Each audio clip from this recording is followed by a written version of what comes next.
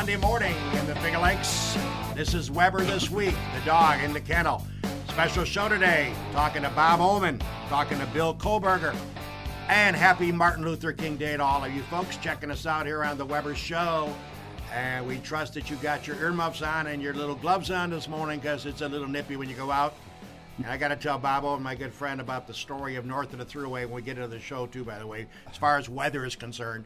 I had an experience the other night that I'll never forget, and I'll talk to Bob later. But it's great to have everybody joining us this morning, and it's happy to have a good friend of mine and a great supporter of my show and here at Finger Lakes One, Bob Ohmann. Bob, thanks for coming in. Thank you, Harold. And, of course, he's brought a guest along, and this gentleman's name is Bill Kohlberger. Bill is a partner and the marketing director of Geneva Red Wing Baseball. Bill, nice to have you along. Thank you very much. Thanks for coming on this show.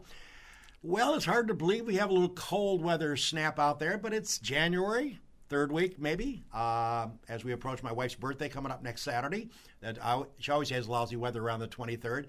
Bob knows Mary quite well because we frequent the ballpark with our friends Sandy and Jean. Right. And I'll tell you, Bob, we can't get too overly excited, but time is getting close. We're almost into February, and I know you're working hard to get these teams up and running, and tell us where you're at right now. I know you're excited. What's going on? Well, in Newark, to give you an idea, Yep. We've got our team pretty well secured. We're going to have an interesting little spin this year to our team in Newark. We've got 3 players coming from Taiwan. Wow. Which is it's going to be different. Wow. It was real funny when we started to recruit them, and their agent had a really funny. We got all done going through all 3 of them, and then he said, "Oh, I forgot to tell you, they can't speak English." Oh, my. And I said, "Uh-oh." Wow. So it looks like they're going to have a translator with them out of Rochester. So we'll see how that goes. And then Geneva, Dave Herbst is putting the team together in Geneva. He tells me he's got his team pretty much put together, but he said he's still waiting to hear back from a bunch of people. Dave's coming from a different league. Right. Than the Perfect Game League, and Yeah. most of the players come right to us right away in September, and so we don't have to do a lot of recruiting. But I think Dave's finding it's a little bit different in the Sure. Perfect Game League, and hopefully we'll be able to put it together. I think he had told me he's worked on hiring a coach, and obviously in Newark we've already got coaches in place, so it should be positive. The other thing is on Geneva. We're doing a lot of stuff to the ballpark. Right. We've repainted it. We've redone the field, which is the fella who does the fields in Newark. Right. We were very fortunate to get him to come over there, and we put new sod in, new dirt, and we also painted the scoreboards and painted the fence, and then we've got a lot of new advertising. I'll let Bill tell you about that, Sure. but I think that the big push this year is on the marketing. Our first game is sponsored by the National Guard in Geneva. Oh, nice. They're going to have fireworks. We've got 3 other dates set for fireworks at the Geneva ballpark, and then our everyday games. We're going to play about 26 home games in Geneva, which is our Sunday games will start probably around 5 o'clock, and our weekend, our other games will start at 7:05. And by the way, if you notice, there's a helmet here to Bob's right. That happened to be the helmet of the Carolina Panthers. We're going to get to that as Bob and his wife Leslie are, Leslie especially, oh boy, go Panthers. She gets excited, and I've seen her get excited at the ballpark. Well, let's talk a bit about get to know Bill. This is Bill Kohlberger. Bill, talk about your background. You are partner and the marketing director of the Geneva Red Wings. Talk about your background and what you were doing prior to getting into this field. Well, I was in the car business for 27 years and started right from just a basic salesman, get things going, and then moved up the ladder and done virtually every aspect of the car dealership. Due to health reasons, I had to retire a little early, but I'm bored. Harold, Sitting home. I got to tell you a funny story about Bill. Oh, no. This is where we met. We met at Ryan Homes in Buffalo, New York. And he was a young guy that came in to sell houses because we were working. When Ryan hired Bill and I was working in production. They said, we need salesmen because their salesmen were kind of like the Tin Men movie. And they brought us in to kind of go after the younger population that was buying houses at that time, the VA, the people coming from Vietnam and things like that. First-time home buyers, you know. And Bill came along, and I always got such a kick out of him. He was a single guy. I was married, obviously, and the other guys were they were wide open. They went and got a few beers every night, and every morning they came in. It was I think one of the funniest stories I ever saw with the home building was I was sitting in a model home one day, or I was standing there, and one of the older guys was there, and the customer came in, and they said, "Gee, we were talking to Fred." And he goes, "Oh my gosh, didn't you hear about Fred? He died." He goes, "So I guess you got to buy from me," and he didn't. Oh my God! But anyway, that's where Bill came from, and he and I have been friends for since 40 years at least. 40 years, and Wow. I trust him completely, and great guy. That's right. Vice versa. So your involvement with getting into the baseball world for marketing, how did that take place?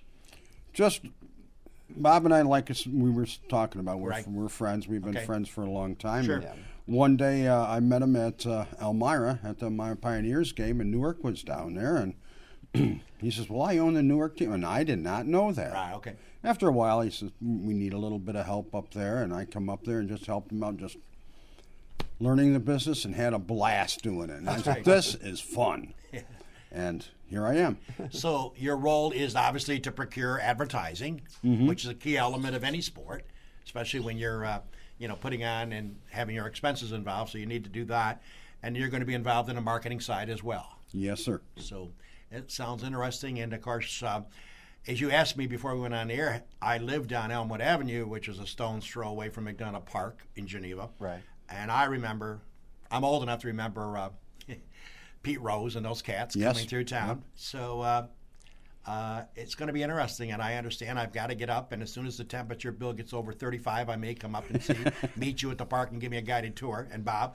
But I think it's great. I think Geneva Red Wings and Herbst have not met this gentleman yet, but I think the decision of theirs to come across, Bob, and join the Perfect Game Collegiate Baseball League is second to none decision. I think it's an outstanding move on their part.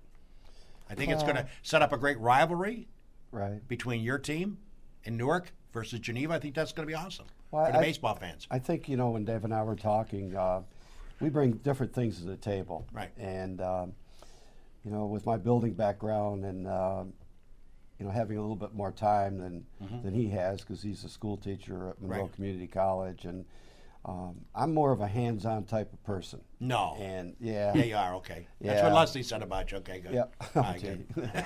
Anyway, and I think that's the aspect of it that I wanted, that I kind of bring to the table. It's like I know I'm probably a pain to him at times because he hears from me constantly, and he probably just shakes his head because I'm always asking him questions. And Bill will tell you, because we're from that type of a background. It's, the creativity that you have being a business for yourself is different than sometimes than being a school teacher. And that, No, I agree. So. I agree. Bob and Leslie have been friends of myself and Mary for quite a few years, and we've always hit it off, and we have a good time, and we look forward to coming out to Newark, and we'll definitely be coming to Geneva. But Bob gets a kick out of it. We bring our friend Sandy and Gene. We sit there, and Gene Lopez, we eat everything in the concession stand that possibly can be sold. I think they added some new items for us. It's just fun. It's a nice night. You sit there, have a beer, have a sausage, have some French fries, get some ice cream. I mean, it's just a great night. Good family and entertainment. it's just a lot of fun. And got to know Leslie quite well, and her being the general manager, hilarious. She's on those poor umpires brutally. When she doesn't like a call, I hear this screaming. The first time I met Bob and Leslie, I didn't know. Here comes the story. Well, I know. I didn't know Leslie. She wasn't general manager at that time. They had another GM. But we're sitting there watching the game. We heard this screaming going on. I mean, it was really kind of loud, and I thought, man, somebody. And it was a woman's voice. And I'm thinking, who could that be? And I looked over it, and I could see her jaw going back and forth. She was giving it to the umpire, and it was Leslie. And I went up to her and I said, we just met. I said, I got to tell you something. I really admire the spunk and dedication you have on your team. She goes, that was a terrible call. And she'll relive it. So what did Bob do as a smart businessman and a smart husband? He made her general manager. Bob, brilliant move on your part. Well, She really gets into it. I love that about her. Well, she loves her sports. I know. And Oh, yeah, I know. And now it's, of course, the Panthers. Oh, yeah. So she was pretty nervous yesterday. Yeah, I bet. For a while. Well, yeah, 31-0. I'd be a little scared. All of a sudden, they made a game of it. Yeah, well, that's Russell Wilson, though, too, so he's pretty special. But a win is a win is a win. Let me ask you a question. I've had people ask me that you were coming on this morning. Yep. I've always been confused you mentioned about recruiting these kids to come play for you. What are the guidelines of when you're supposed to do this, how you do it, and I would think there's a frenzy from you and other owners that want the same kids. Has that ever come across? I mean, is there a battle for talent? How does that work out? There's really not. There just isn't. so many of them out there. Okay. And you've got the colleges that pick and choose where they want to send the kids. Gotcha. And then again, we're always looking for the better programs. Right. That has, maybe the Division II. And, right. But then again, if you got a St. John Fisher or Ithaca, those kids are pretty special. Oh, they are. If they were in the South, they'd be Division I. Phenomenal. And that's one of the things that I think a lot of people in this area, there's so many D3 schools here. A lot of these kids that would be D1 in the South don't get the opportunity just because of the, probably the geography. So you indicate to the young man that you want him to come play for you. Well, usually it's the coach from the college. Okay, the coach says, I got 5 guys or I got 3 guys, pick 2. All right. And that's normally what we do. So they come to Newark, and you put them up at where? They stay at some of the families? Well, what they're doing in Newark, okay. they're staying at the in Lyons right now. Okay. At the Catholic Church. They've got an old rectory. Nice. And it's pretty large, and they don't use it anymore. We keep probably about 20 kids there, and then we've got host families for the rest of the guys around Newark and Lyons and Palmyra. Okay. Now, what about Geneva? How do they Geneva, put kids in the families to host them? They're staying at. They're going to stay at the college at Hobart College right now. I haven't really gotten our hands around exactly what's going to happen. Okay. Obviously, we'd like host families in Geneva. Sure. It's been something that, with Dave not in town right. and not having a person on the ground here, yep. has never been able to go out and farm. Okay. All right. Just curious about that. Well, my friend Bob Ohmann is in the house, along with the gentleman I just met before we went on air today, Bill Kohlberger, who is a partner and a marketing director of the Geneva Red Wings. This is Weber This Week on a Monday morning, and it's the 18th. It's Martin Luther King Day, so happy Martin Luther King Day to all of you. And we're going to take a break and play our commercial scroll. We'd like to pay tribute to Bob Ohmann, who's the sponsor of this show, and a host of others that make this show possible. We'll be back after the commercial break. Cayuga Lake National Bank. Bill Ryan and his team for all of your banking needs. Offices in Union Springs and Aurora. A fine sponsor of this show for over 30 years. DA Liquors, Seneca Falls. Amy Padula and her great team will find that right spirit for you every time. The Hotel welcomes you to come out and enjoy the revitalization of this historical landmark. Wednesdays, don't forget Ladies' Night with special price drinks and half-priced appetizers. Tap is Thursday, and their chef serves a dinner special every night. The Gould Hotel in Seneca Falls. Steve Wadhams, Wadhams Enterprises, your employer of choice. Proud supporter of this show and local athletics. Bob and Leslie Ohmann, owners of the Ohmann Theater in Lyons, as well as the Newark Pilots, a minor league baseball team with a major league ballpark. SenecaFallsCountryClub.com, awesome 18-hole layout, offering a 12-month payment plan. Home of the toughest par 4 in Central New York. Wilson Press, WPress.com. Seneca Falls, Rich Ricky, my good friend, and his team can handle all of your printing and mailing needs. Rich Ricky, Wilson Press, a fine sponsor of Weber This Week.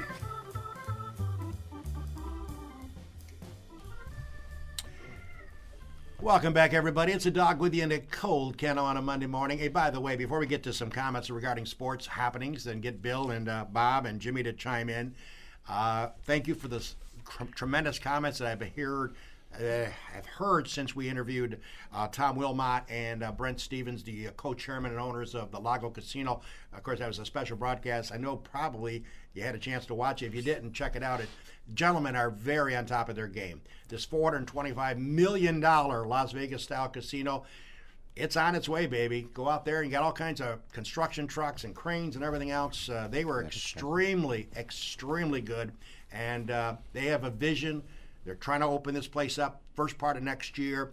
They may open it up when the casino gets built and not wait for the hotel to be completed.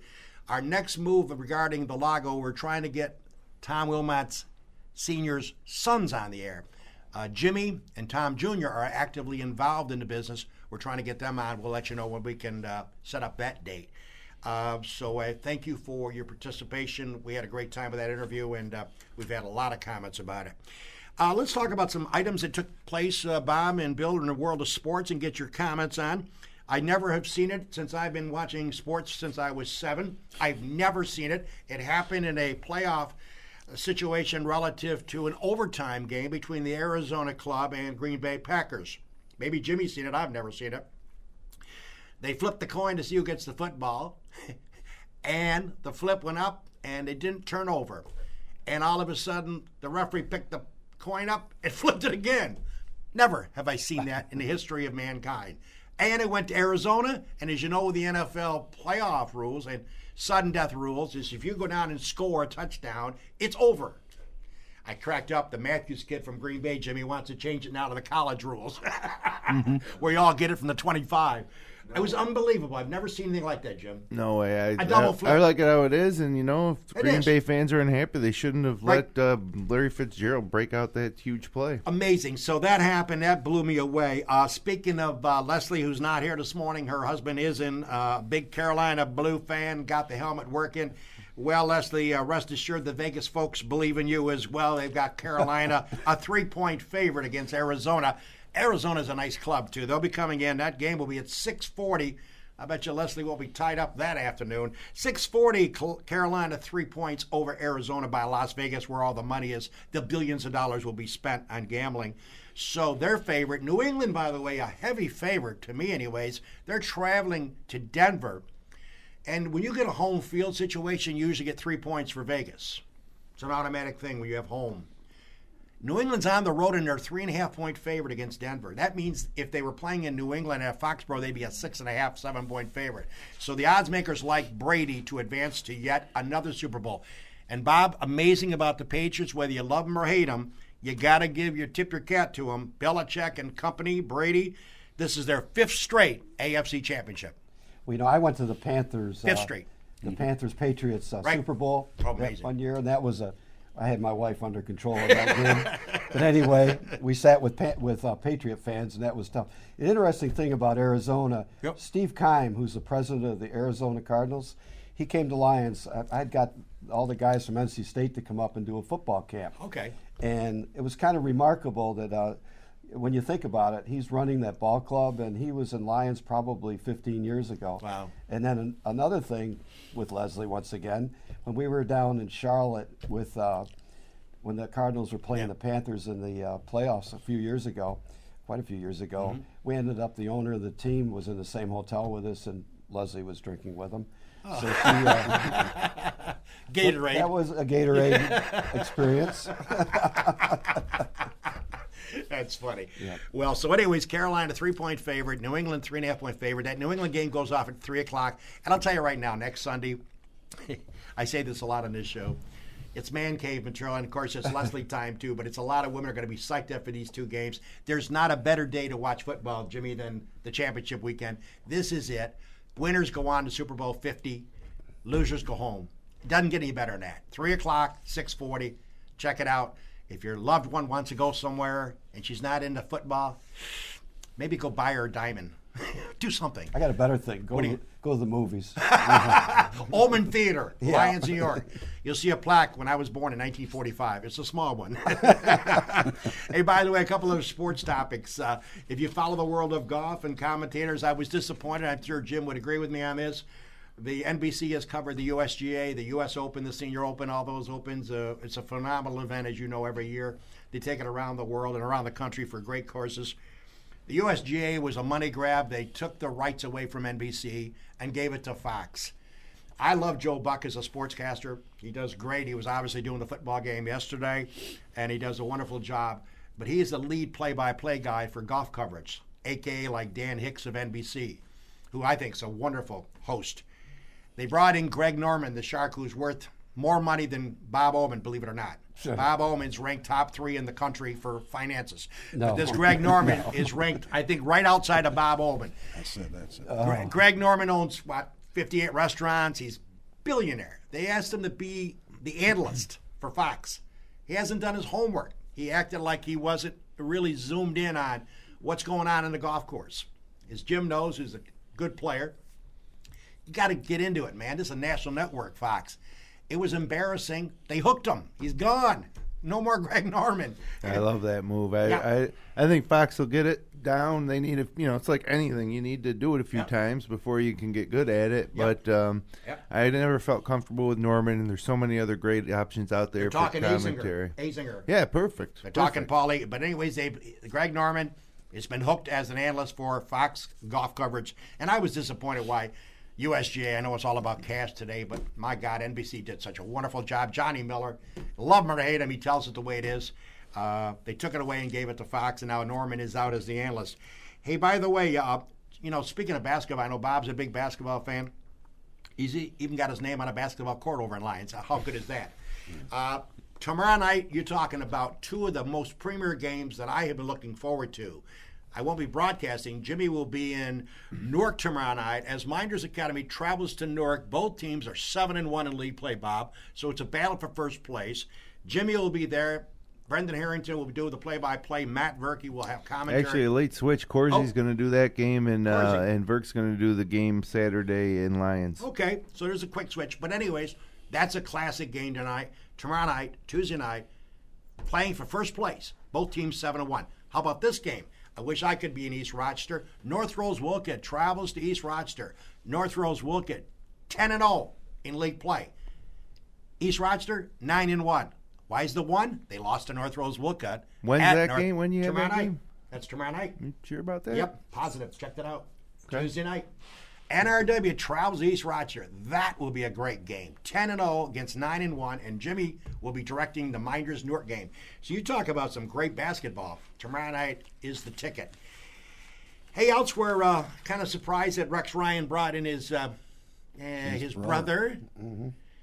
He got fired from New Orleans, gave up about 400 yards a game defensively, and they brought him in to help the Bills defensively. Can you figure that out, Mr. Ohmann? No. The strategy behind that one? Okay. They probably gave him, Bill, about $3.5–4 million a year to help out down there. Oh, is that all? I mean, the Pagula family, who are the owners, Kim and Terry, they got to be extremely rich because they're bringing payroll in like left and right. Okay, we'll pay you $3 or $4 million. They're paying Rex Ryan $5.5 million for finishing 8-8. Lovie Smith down at Port Tampa Bay. I love the Bucks. He won 2 games last year. You know what he won this year? 6. That's a lot. Got Jameis Winston, the young quarterback out of Florida State, and they fired him. And this guy moves the needle from 2 wins in 2014 to 6 wins in 2015, and the ownership fired him. Kind of ridiculous, but that's just my personal view. Jimmy, SU Sports, you got to be excited the way they went into Wake Forest and blew them out.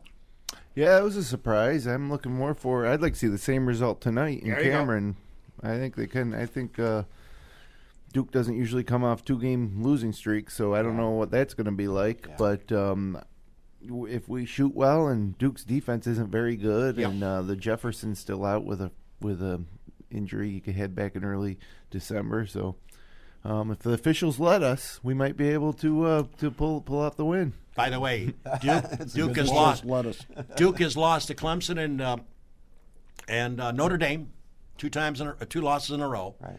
They haven't lost 3 games in a row in 8 years. So tonight is going to be crucial. 3. You're Yep. going to lose 3 tonight. Right. Well, let's By the way, hope that so. game will be on ESPN. Dick Vitale. Yeah, great. I love you, baby. Dick Vitale will be on at 7 o'clock tonight. There's a homer for Duke, right? And I don't know if you missed it today on ESPN, but they had a classic video that cracked me up. We were talking about this before the show. Oregon State was playing Utah in basketball over the weekend, and a kid named, let me get this name right, Jarmel Reed was driving down the court, big dude, slashing toward the basket, threw up a prayer, no foul, thought he got hit, no foul. And the referee, of course, is there, and the referee turns around. One of the officials goes the other way, obviously, because they got to keep going up and down the court. And here's old Jarmel on the floor complaining he didn't get a foul called on the other kid. He sticks out his foot and trips the official.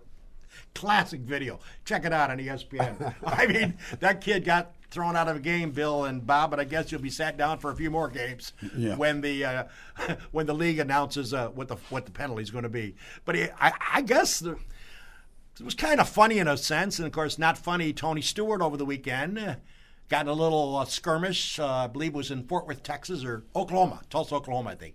He was racing, and some fan maybe had a few too many beers, got a little exuberant, started screaming at Tony about what a slug he is, and he didn't like him, obviously.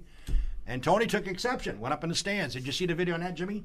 Yeah. You know, Tony went up in the stands. They had a little confrontation. You know, I think they're really lucky that more people haven't gone after referees because they can be so extremely frustrating, and they can be so biased, and you know, they're just very fortunate that these kids really keep their tempers. But I've seen you at the Newark Pilot games, which you own, you and Leslie, and I've never seen you get too emotionally. I'm not, away. but my wife does. Well, I'm just going to say, you've seen Leslie. I was scared to death. She was at the Lions-Clyde game one night, and I had to move over from her because, I mean, it was and it wasn't a bad call, but she said, that's wrong. I said, oh, whatever, okay. You got to love it. Well, we've been talking to Bill Kohlberger, who's the partner and the marketing director of the Geneva Red Wings. And Bill, as you look forward to, as spring will be around the corner in a couple of months, so knock on wood, we've had a very mild winter per se compared to last year. There's if somebody's watching us that's a local sponsor and a business that would like to be a part of the Geneva Club, they can contact you, give them their phone number, or how do they get a hold of you? The best way to call me is 607-739-4399. Okay. That phone number, that'll get to me. I've got it on me all the time. I'll tell you something interesting. Bill has already sold almost 2/3 of the fence on the outfield, which is pretty commendable because I think when we got in there was maybe 4 or 5 or 6 sold the year before. And he has done a heck of a job with that. He's also got a lot of giveaways coming from different businesses in Geneva. Right. And he said to me the other day, he said, it's unbelievable how open arms they are to us. And that makes us really feel good because, Newark has been absolutely fabulous. Oh, I know. And, if Geneva can do the same thing, I think for the league itself, because I don't know if you knew this, but Jamestown came into the league this year. I did know that, yep. Oneonta. And, of course, we had Saugerties, and Watertown will be back next year. And it's kind of the old feel of the New York Penn League, the way it used to be back when the Geneva teams. Of course, I remember them as when they were at Pete Rose times back then, and Cesar Tovar. And my dad used to take me to all those games, and then the co-pilots came along, I'm thinking 1968. So it's kind of exciting, I think, for the area that they still got that feel, and for the kids and for the families. The positive response in Geneva has been tremendous. Yes. All the businesses are very, very positive. That's great. They're just as excited as I am. And, to be honest with you, Geneva was at a crossroad a few years ago. You probably are aware of this, where they were asking the city to help out with some revenue. And I think they did kick in some money to help out. But there was a time not too far ago that ballpark was deteriorating big time. Yeah. I think you'd be the first to admit that, right? As think- far as they had to do something Well, to bring the fans back. I think one of the things, last few years they've drawn maybe a third of what Newark has. Right. And I think one of the problems is you've got to give back to the ballpark. You just can't go and depend on the city to do it all for you. Right.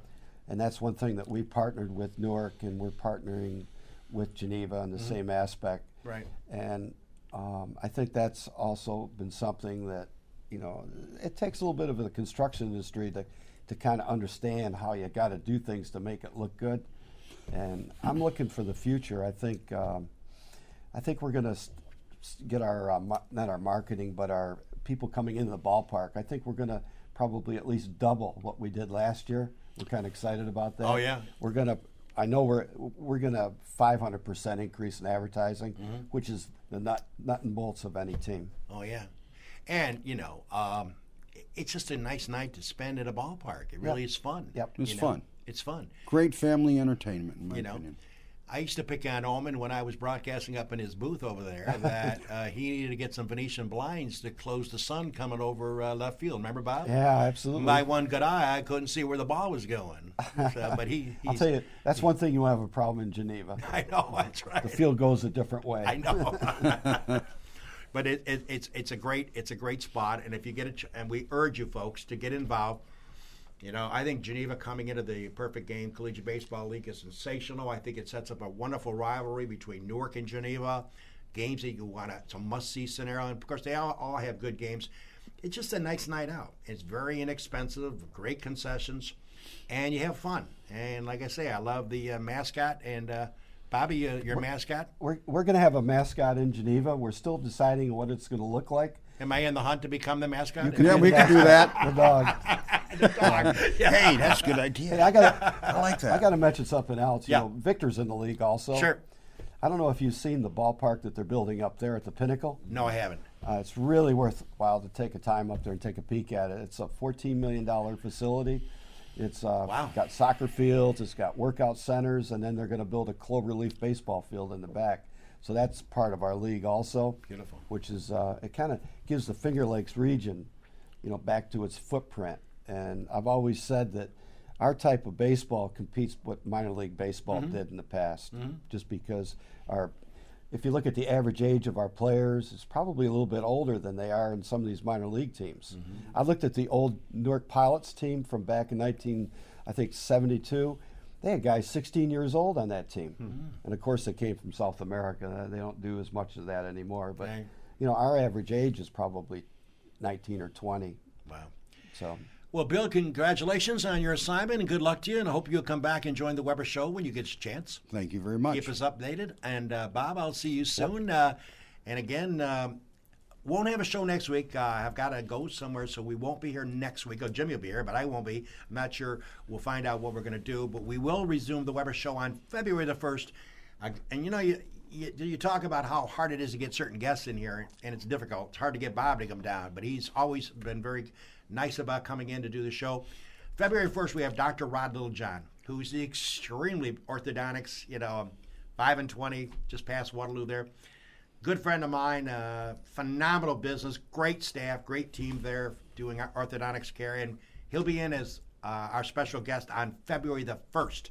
So we look forward to having Dr. Rod Littlejohn to talk about. We look forward to that. By the way, we have an opening on the 15th of this month, or excuse me, February, I'm sorry. February 15th, we have an open slot. We had a change of a guest scenario. So if you'd like to come on the 15th of February to talk about your topic, let me know or let Jimmy know, and we'll book you here on the Weber Show. So that is an opening February the 15th. Well, gentlemen, thank you very much, and continued success, and go Carolina. you got it. All right. And don't be bothering Leslie Ohmann on Sunday starting around, let's see, are they the early game or the late game? The late games. Okay. 6 o'clock. All right, but at 6 o'clock until 11 o'clock, leave the Ohmanns alone. Don't be come knocking on the door because she won't answer. All right.